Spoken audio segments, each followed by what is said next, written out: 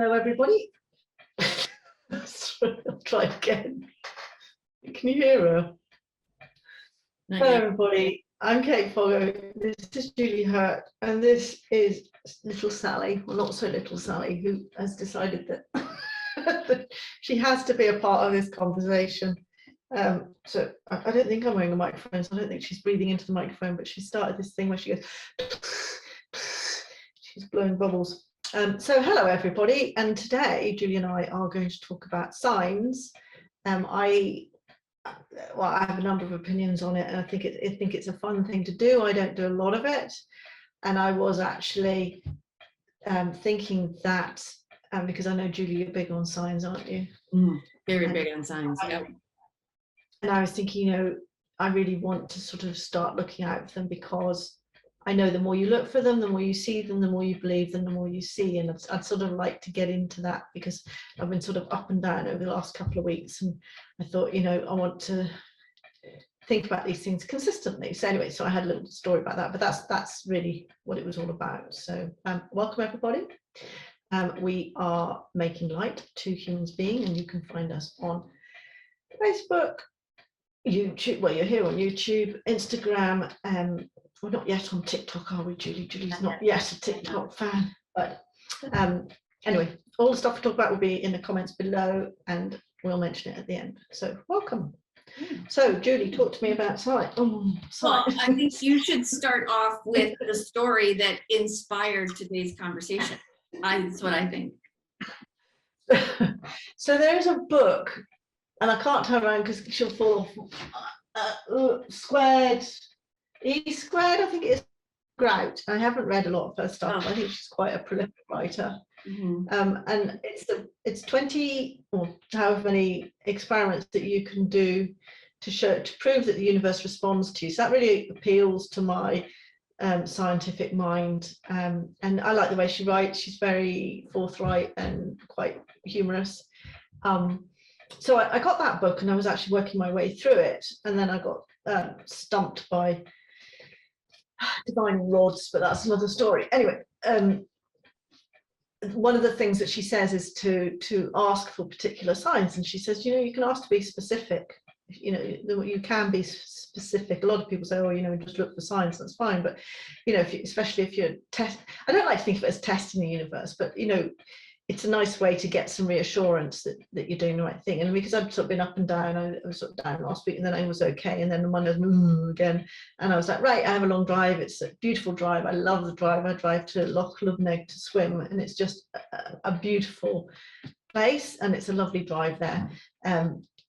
Like literally all the way from me is a beautiful drive. So I was like, right, okay, I'm going to look for signs, and I sort of don't want to look for something too obscure. I mean, I know there are ways of getting signs, but I wanted some pretty rapid feedback, shall we say. So I did choose cars, and I said, I want orange cars. And I was like, I want like this orange, not sort of, can't be the sort of burnt sienna colour, because that's quite popular at the moment. Don't often see like the really matte orange cars. And so I was driving along, and I did actually in an hour and a quarter, okay, and the way back, but I saw about 5 orange cars. I never see orange cars. I mean, and it was great. It was like, and as soon as I got it, I got a little rush, and I'm like, yeah, here we go. I mean, I literally saw one within about 5 minutes, and then I was like another one, and then another one. I was like, this is just brilliant. And then I saw a few of the burnt ones, just to prove there is no such thing as exclusion in the universe. You can't ask to not see something because there is no such thing as no. What is it, Esther?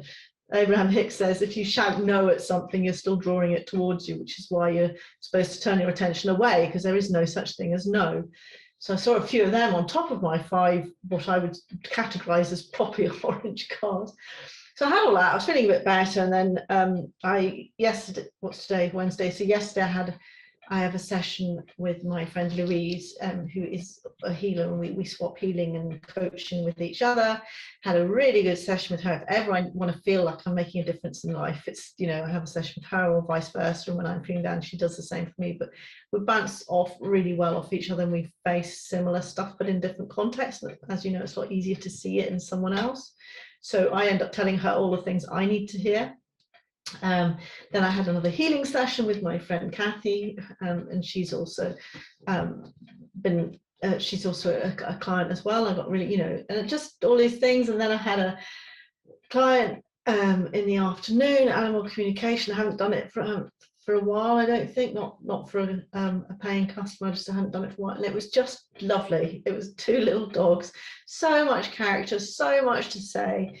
She was really blown away by it. It all made sense. It wasn't what she was expecting at all. I don't think she was expecting the soul level in that, but she was actually really receptive to it and really sort of profound lessons that you don't expect from a little white fluffy dog, that sort of thing, and as you know, that's just so rewarding. It's just so beautiful. And I was just like, and then it hit me that here's me asking the universe for signs. So actually what I'd asked for was signs that I'm on the right path, because I know what I'm doing is right, and I know I enjoy it, but can I make a living? Can I, what am I, because every now and then you're like, what was I thinking? I'm scared. I want to go and get a proper job, and I'm like, I can't go back to I can't. I've just cut those avenues off. They're no longer available to me because I couldn't bring myself to do it. Oh my God, what am I going to do?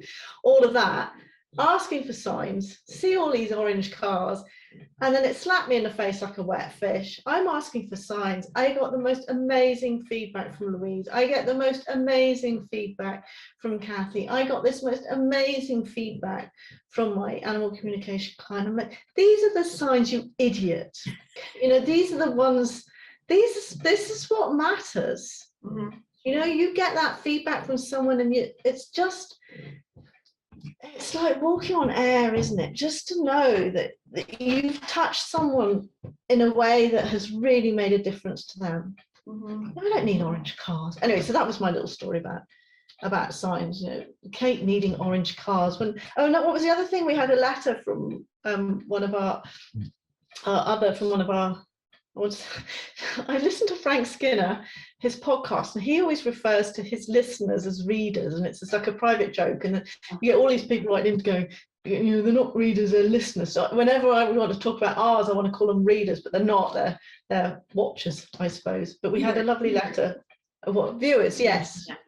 We had a lovely letter from one of our viewers, saying what an impact, or that, our session had done for them. That's what I'm saying. Signs, all of them saying, this is great, keep doing this, this is good. Mm-hmm. And I'm looking for orange cars. Yeah, it's all the things. That's the deal. To me, for signs, the universe will give you whatever sign you're open to receiving. Because as Gabby Bernstein that wrote the book, The Universe Has Your Back, I forget if I've gotten her name wrong, I apologize, we'll put the right name in the notes. But I know she said that phrase, but that is like a common phrase too. Wherever you are, the universe will meet you there to move you then forward. So it doesn't, whatever sign makes sense to you in the moment is what it is. For me, signs have been, I think the first time I really kind of realized that there were such a thing as signs is when my paternal grandmother passed away, and my grandfather would talk about how he would feel her touch his hand, or there'd be other things that would happen. And then my dad and I would read Rosemary Altea or John Edwards type stuff. And then those people were also on Oprah, which at the time, Oprah was like a staple in the daily viewing activity. We had a VCR back in the day, and we would set it to record Oprah. Anyway, so we would watch that stuff. And they too would talk about signs. So I think that's when it first really kind of started. It intensified as we worked through all of the classes and whatnot for our certifications with Danielle McKinnon. And for me, like any given day, I'll see whatever sign. When I struggle with, oh my God, where's the money coming in? I'll suddenly get a check, and it's like, okay. And for something that I wasn't even expecting. Or like when my uncle passed away earlier this year, I was out walking in the preserve when I heard about it, and I looked down and I saw this beautiful feather. And I know that feathers can be a sign of angels and those that have passed. Cardinals, redbirds can be a sign of those that have passed if they're trying to reach you. I mean, there are like some, I'll say, set signs, if you will, that certain people or this industry have said, that mean certain things, like butterflies are a sign that the angels are trying to get a hold of you, that type of stuff. But anyways, but I looked down and I saw this feather, and it was beautiful. It was blue and black and white, and I realized it was a blue jay feather. And so I'm like, oh, blue jay, wonder why I saw a blue jay feather. Well, the initials of a blue jay, BJ, were the initials of my uncle. And so it's like, oh my God. And it just like, but you just have to be open to it and accept it, I guess, is part of it too. It can, I mean, people think my family thinks I'm nutty because I'm like, oh, look, there's a sign. Oh, look, like, okay, so we went to go buy this house, right? Well, we went to see this house for the first time. My sister, who's a realtor, and myself, we drove over here.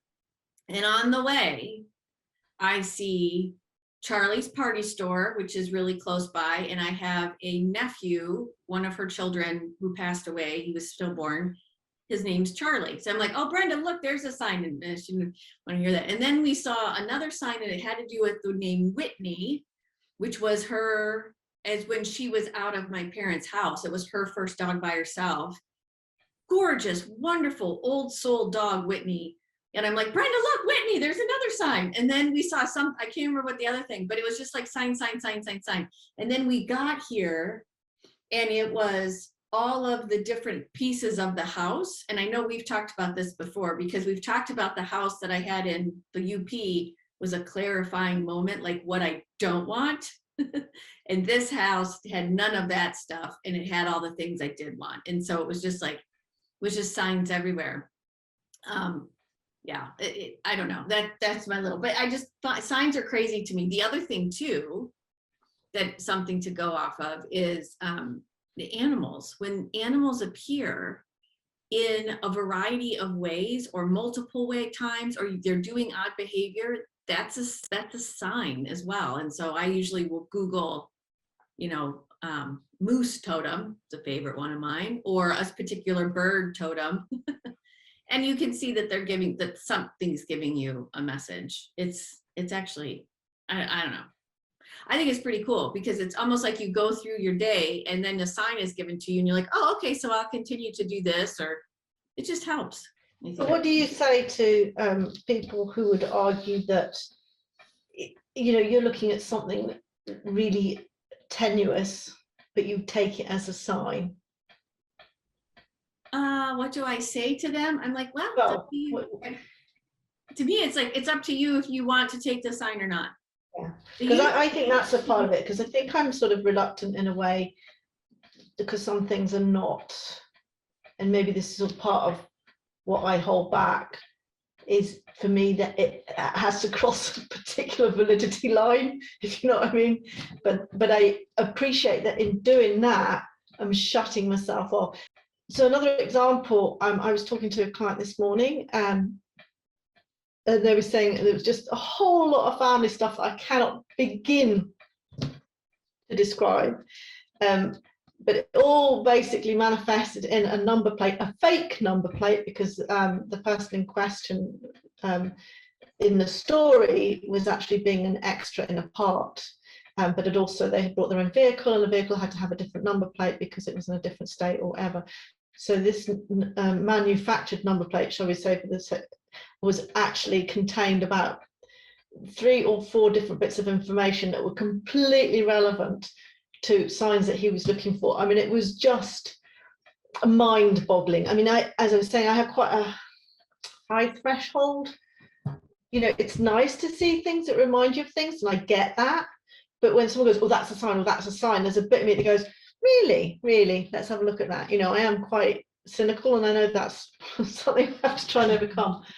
But the other interesting thing about this story this morning was that in this whole number plate thing, so it was obvious from the number plate that this was actually Maria had manifested this number plate for them as signs to have someone in her family. In fact, it contained the whole family. It was just so intricately woven, it was unbelievable.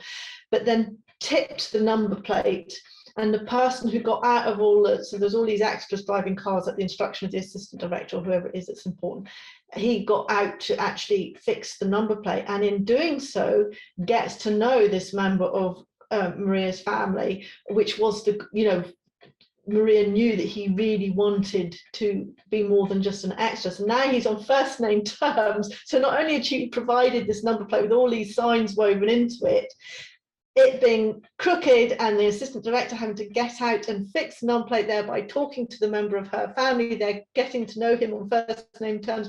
Thereafter, apparently it was, you know, car one, car two, and whatever the gentleman's name was, you know, they were on first name terms by the end of it. So, you know, and that's the bit where you see it all weaves together. Like, had it not been that number plate and it had not been so obviously a sign from Maria, you would never have known that she had actually orchestrated that in order for him to get to speak to the assistant director as well. You know, and it just makes you realize that there's so much stuff out there that it's like Pat Grout, that book again, talks about, I'm sure it's someone in a book, and I have actually tried to find the page again because it was so profound, I wanted to read it again, about actually how little of what we see our brain is able to interpret. Yeah. And it's such a tiny percentage that it makes you realize that when you see something and I see something, there is actually scope for us to perceive entirely different things, because we've literally, the brain can only process a tiny fraction of what has actually happened. That, you know, it makes you understand a lot more how our bias affects and our perspective affects what we see. And it physically, our brains have to do that, because if we don't have that perspective, we can't, there's too much information. Yeah, I think it's all really cool signs. I mean, like, and it's, for me, like my grandmother passing, there was this, she always had a picture of a red bird above her bed, a female and a male North American cardinal. She always had. And so I just always thought of red, the male, actually, for some reason, I just always thought the red male bird, I always associated with her. So when she passed, every time I would see a red bird, I would just say, hey, grandma, hey, grandma. Now they're like all over, they're all over the place. I see them all the time. But and she had what they call gloom chasers or sun catchers, these little stained glass things that you can hang in your window. And she had several cardinals. And when my grandfather passed, different people took a different sun catcher, and I got to take a red bird. So that hangs, but you know, and I've got one of my pictures right there is of a red bird. I don't know. They also bring comfort, whether or not, I mean, if someone doesn't want to believe that it is the universe providing you a, hey, look over here thing, or hey, we've got your back, or, oh, you know, check this out. If you don't want to believe that, I mean, if nothing else, they at least provide comfort, I will say, particularly either for someone who's passed, or for something that you're dwelling on and not sure what's going on. Yeah, it's true. Yeah, it was interesting. So however people watching, you'll know there was a Zoom crash in this episode. So while you were gone, I started looking at a couple of books I have, because, well, one, I had pulled cards before this episode to see what topic, we had a couple different topics, which topic would be in our greatest and highest good for today. So I was looking up the meanings of the cards, and then I've had like so many deer make appearances to me. So I've been meaning to look up the significance in a couple different places. So I was doing that too. Plus there's, oh my gosh, there's just so much with deer. I'm so excited. That's a whole nother topic. Anyway, but what's so fascinating is I was pulling up cards from Radleigh Valentine's Angel Tarot deck, because I have started his online class and paused for a little bit because I'm swamped, but we'll get there. But it was interesting because I did a 3-card spread, which is, I mean, you can do well, he's got a way to do it, but the way that another person, Kyle Gray, had said was the first one is yesterday, the next one is today, and the one on the right is tomorrow. You can do it that way. I think you can do them any way really you want. It's your intention behind them. But I had yesterday was more, it was called It's Unity, and it was traditional viewpoints or methods. And then today was Seeds Well Planted, signs, seeds. I think that's super cool. And then the one for tomorrow is a celebration. Need to have more fun. So I used that, like, for me, these cards as a way as a sign from the universe, right more in front of me, to kind of give us some direction. But I don't know why I'm telling you all that. But anyways, but that was you can use props. You can ask a specific question like Kate did with the cars. You can just watch to see what animals or birds or plants or anything show up. It's just, there's so much, to your point, Keith, there's so much that we can absorb every single day and see every single day. It's just a matter of everything. The one thing though that I will say is, while you were on Zoom hiatus there for a momentito, I found this passage in this book that I was consulting that said signs, well, superstitions, there's a difference between superstition and a difference between that and a sign. So some people will look at, oh, I see a raven. Okay, so FYI, I love ravens. I think they're amazing. Raven, I love a corvid, or corvid, COVID. I like corvids, which are a type of bird. So funny that it's corvid, I think. Any hoozle, people will see a raven and think bad, negative, superstitious things. And that's not necessarily true. And so we have to be kind of mindful of, when the universe brings us something, it's not ever going to be something that we are bad, that we're doing something bad or wrong, because the universe is here to help us grow and help us move forward. There's no such thing as what's it, like Abraham Hicks says, there is only a source of well-being. There's no such thing as a source of evil. All that is you're not letting in the well-being. There is no such thing. Interesting your point on corvids. Yeah. Because I know you love a corvid. I do too. I have to say, I don't know if they're ravens or crows or what they are. We get gazillions of them. Those magpies, they're corvids. They are an absolute menace. I'm going to have to get you guys to read them. So there's two parents, there's at least two babies, and I don't know if they're siblings. I think they had two, they're not litters, what are they? Two thingies last year. It's a bit soon for them to have a second one now. Broods. Typically they're called like broods, right? Broods. So it's too soon for it to be another brood. So I don't know if they are siblings from last year or whatever, but there's at least 5 of them. They are menaces. I told everybody that they chase the cat. Like they just, and when connected in, it's like, well, she's a cat. It's like, but it's quite, they were pulling on a tail of, so when the chickens are out, so the chickens will chase them off. They dive bomb the cat. They don't actually bother the chickens. The chickens just sort of ignore them and chase them off if they're there. When the chickens aren't at their feeder and Humphrey the pheasant goes down, Gary's seen them they pull at his tail. I mean, they literally stand behind him and pull his tail. And then apparently Mabel, the female, was down, and she just completely ignored them. But they're pulling on her tail. And they seem to be throwing stuff from the roof, because they obviously think that when the chickens aren't eating, it's theirs. Because I've seen them, went out, we're getting through. Our chickens eat, because they free range as well. They'll eat less than that a day between them of pellets. I put 4 big scoops in, and I've had to, I'm now filling it 4 times a week. I used to fill it every 2 weeks. And it went in, there was 4 of them. And of course they can't stand and get into the feeder. So they're hanging off the feeder like this with their heads in it like that. They're I think they're marvelous, but they're almost beyond mischievous. They're quite nasty. So freaking smart. Yeah, they're so smart. They're nasty. Why are they pulling at their tails? Come on, Julie, you're on the spot. I mean, the thing, well, it was interesting when you said like pulling on their tails. It's just, they're just messing with them is what I get. Yeah, I feel like, but I mean, like dive bombing the cat. I mean, they literally dive bomb her. I mean, she's sort of. Yeah. No other reason that she's a cat. That she's nowhere near a nest. She's nowhere. She has had her own back at them. It's all what I get. It's to me. Well, in this situation, it's play. There was a situation when I lived in Alaska across the street. One morning, I heard, because the magpies, when the youngins fledge, they talk constantly. And so I'm like, what the hell is going on across the street? Because all I could hear was magpies talking. And there were about 7 of them. Most of them were fledglings. And there was a feral cat, or well, I don't know if it was feral. It was constantly around. It was always messing with. Yeah, they chatter. Yeah. When Sally's out, they're like.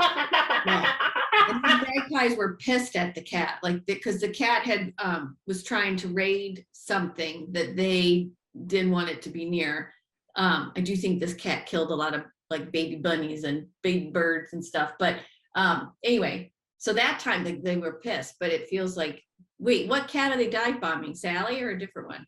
Sally. Yeah, Sally. it's more play. She's, yeah, I think so. But I couldn't see because it was just behind a bush.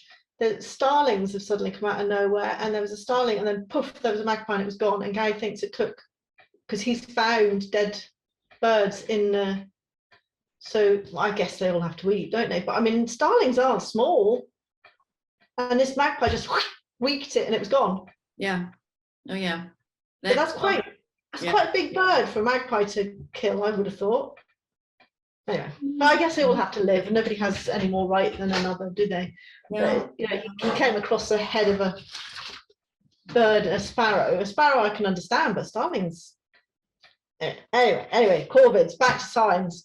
I was going to say something. No, but the whole point of like using your cards, they are sort of signs, aren't they? Absolutely. Yeah. It's another way to, like, you can ask for signs. And like, to me, that gets confirmation. Yes, I'm on the right path. Whatever the question is, yes, you're on, yes. It's always yes, but here's why. Here's visual proof of yes. The cards can give you a little bit more of almost like more of a dialogue to me, like as I'm asking a question, and then I can get a bit more context around the answer.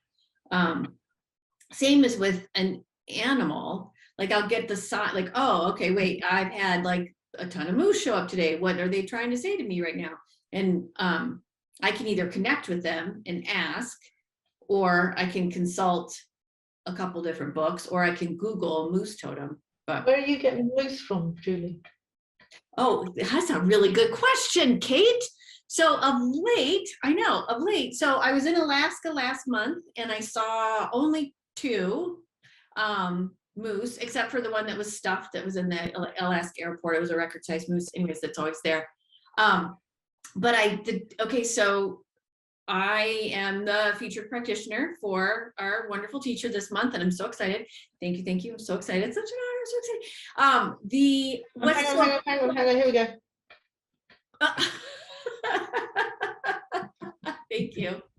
What's so cool is that as she and I went to announce it on Facebook, Facebook memories are a really good sign generator, by the way, for me at least. But if you watch, it's kind of interesting what Facebook memory will generate if you ask a question.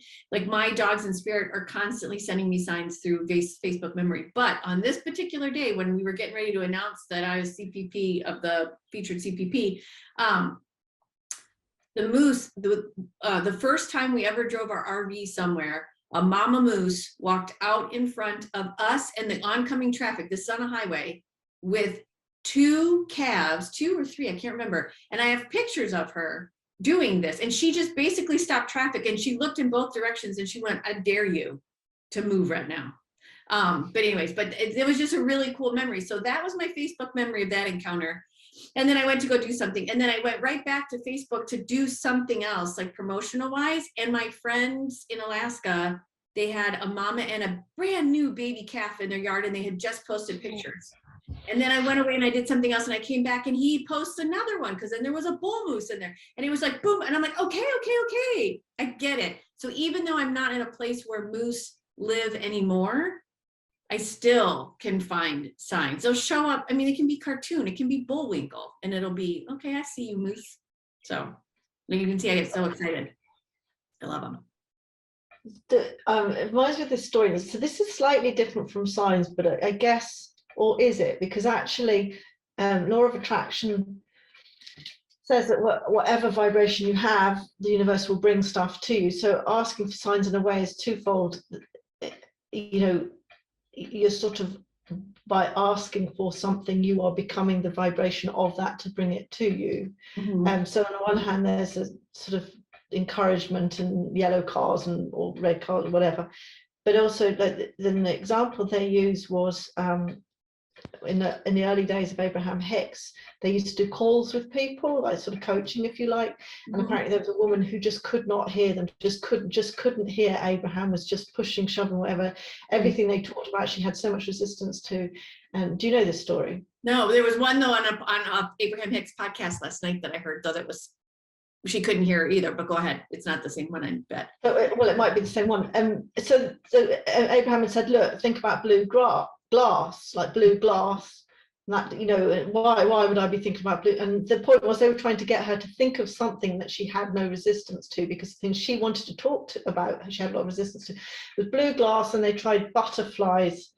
And then there was something else I don't remember. Yeah. And then they said the next day, Esther is driving around with Jerry, and she's suddenly like, I need to go into that shop. And like, this isn't unusual for Esther to want to go shopping. But they went into the shop, and then at the back of the shop, there was just like blue glass. It was an artist's gallery behind the shop, and it was all this stuff that had been made out of blue glass from the sea. And then she hadn't thought anything of it. And then they'd gone down to the beach, and this huge cloud of butterflies had come out of absolutely nowhere. And it was only later that she realized that Esther, obviously as the vessel, is sort of listening. You know, she often doesn't remember what's been happening. Obviously that information is going through her, and because again she had no resistance to blue glass and butterflies, that she had actually called them to her just by virtue of being the vessel through which this information was coming. So I think that's quite interesting, and sort of like to investigate actually in my own mind how that ties in with like signs and law of attraction as well. Yeah, I agree. I was just thinking that I don't remember thing. That's a big one too. In like animal communication readings and whatever, like I just don't remember. But that's a completely different topic. But that's what I went to. Yeah. Have a pen. Yeah. That's funny, isn't it? Because people always say that, like in coaching, you know, you feel like you're supposed to know where people are, but it's like I don't remember any of it. And I like that about Danielle. It's just about being completely upfront about it. I don't remember. Yeah. It takes a lot of pressure off actually if you just go, look, I don't remember any of this stuff. Talk with signs though. Again, sort of just I've seen 1, 2, 3. So we have a balcony above this, and there's glass on it, and I get really worried because when the swallow's out at certain times of day and the sun reflects off it and they don't see it, and I get a lot of bird strikes. So I've actually got cling film on it, so it looks horrible at the moment, but at least it's safe. But it's got like a big metal shiny chrome banister, if you like, around it. And these birds, I don't know what they are, they came in a big swarm. And then there was a couple of them sitting on the banister, so looking into the balcony, like right into the way. So where we sit in the lounge, you know, they're sort of like looking in like that. It's quite a distance, but still looking directly at us. And then, not a magpie, there was another one. Then some starlings have sat there in exactly the same place the next day. And then a crow. I mean, there are loads of crows around here, but they don't come anywhere near the house. And the crow was sitting on the bar, and they're all like sitting right there, right. Like directly in my line of sight. They're all just sort of standing there, and they sit there for about 3 minutes and then they fly away. I think that's a sign, isn't it? Say thank you for protecting us and our little friends. Yeah, that's cool. Yeah, I think signs are, and it's so interesting too, like when animals transition, a lot of times they will tell me to tell their human, here are the signs I am giving you. And I had a reading the other day where the woman was like, she asked, is my dog sending me signs? And the dog's like, yeah. And so she's like, well, I want to know if she'll say the specific one. Well, the dog gave me several signs, but it wasn't the one that the woman was thinking of. But I knew, and the dog knew that wasn't, she was looking for this one kind. The dog was doing everything but. And so then I said, we know we're not giving you the one that you're at, that you have a question on, the one that you think. And I said, but that's one too, whatever it is. And she said, well, I just want to make sure I'm not making it up. I'm like, there's like this line of like, you either see them and go, oh, that's a sign, or you're like, I see it, I need more proof. You get more proof. But Well, yeah, but you see, I'm on that side. And actually, I remember even as a child, and I remember we were on holiday at the coast in Kenya. So we're all sleeping in one big room, and it had the slat windows. They were very common in schools now, but I don't think they are here. But like, it's just glass, that's slats of glass that open like that. And I remember saying, look, if there is a God, or if there is, anything out there, anything more to this life, I'd be only about, I don't know, 7, anything more to this life. I was very, what's the word, thoughtful child. It says that, can you put, I don't know, a leaf on the windowsill or something like that. And in the morning there was a leaf inside the house, and I was like, well, it could have been on the windowsill, it could have blown in, because it didn't really have a windowsill, because like I said, it was these sort of slat glass that, and they were open, and what's the windowsill, but I'd torment myself as a child, was this real or not, because it wasn't strictly speaking on the windowsill, just things like that. And I still do that. I still do that. Well, it's funny, because I don't know, Brad and I with Lucas will go take a walk somewhere, or something will happen, and I'm like, oh, look, there's a sign, and he'll be like, and he'll, it's not all the time. He's starting to come along with me on this. But my question to him is, anytime he like rolls his eyes at me, I'm like, what does it hurt to believe? And that's the point.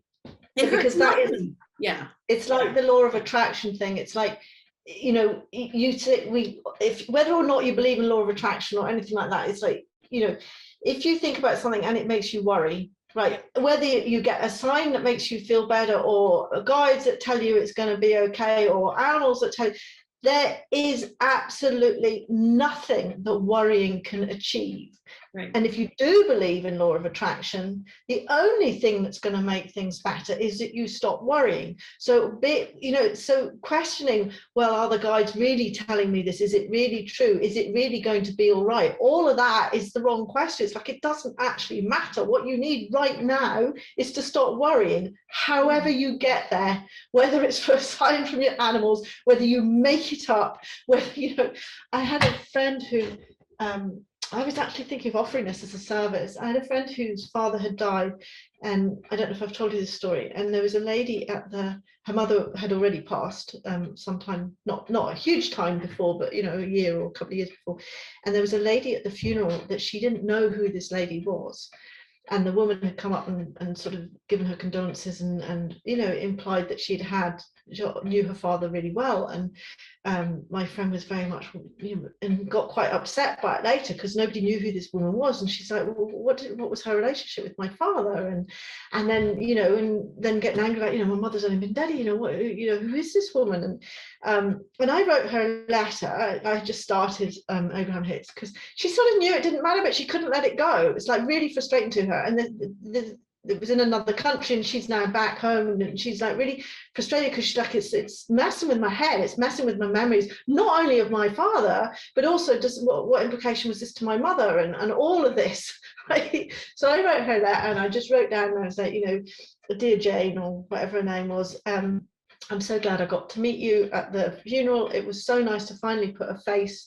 Your father talked about you all the time, and that, just to let you know that I'm a neighbour who lives down the road, and there's something I just wrote something mundane, like, there was one time that my car had broken down, and he came and helped me with my shopping, and ever since then I've always looked out for him. I always acknowledge him, and we always have a little chat. Something really, really harmless. And I just said, right, there you go. And I gave it to her. I didn't think anything of it. And then she just came back like a few days later. She said, it's unbelievable. She said, it's like, I know that you wrote that. I saw you write it. I know it's not true, but I'm okay with it.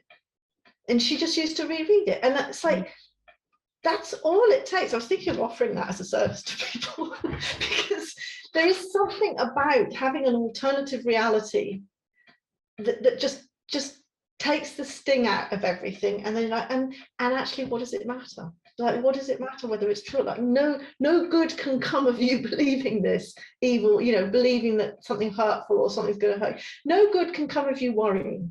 Right. Like, it doesn't matter whether guides are real or whether it's going to be okay or whatever it is. No good can come of you worrying it. Right. But there is always a chance that some good will come of you not worrying about it. Yeah.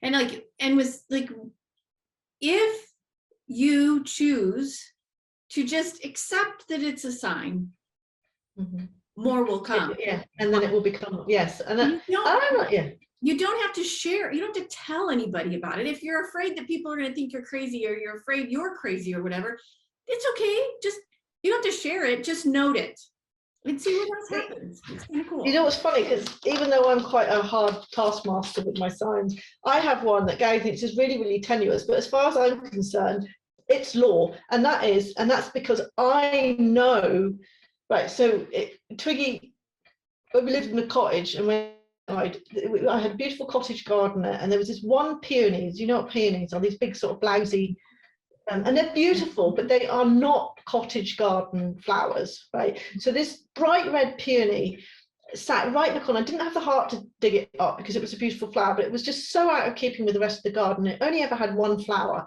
ever. But I mean, it was beautiful, but it's not my sort of flower. It's too blousy. It's too, I like my Spartan cottage garden.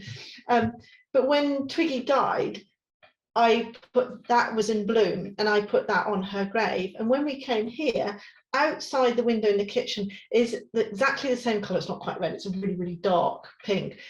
Is exactly the same peony that is in bloom at the moment. And they are the most enormous flowers you've ever seen. I know that peony, because there's no other cultured, is that the right word, cultivated plant in the gardens. There's lots of hebes and bushes, but there's no flowers. That is the only one, and I know that that's there, as a symbol. And that to me, like, what sort of sign is that? It's like, I know that Twiggy made sure that was there, because she knew that the minute I saw it, the significance of me putting that peony on her grave, and the fact that it was such an out of character flower in our garden, and that's, but it was so beautiful on her grave.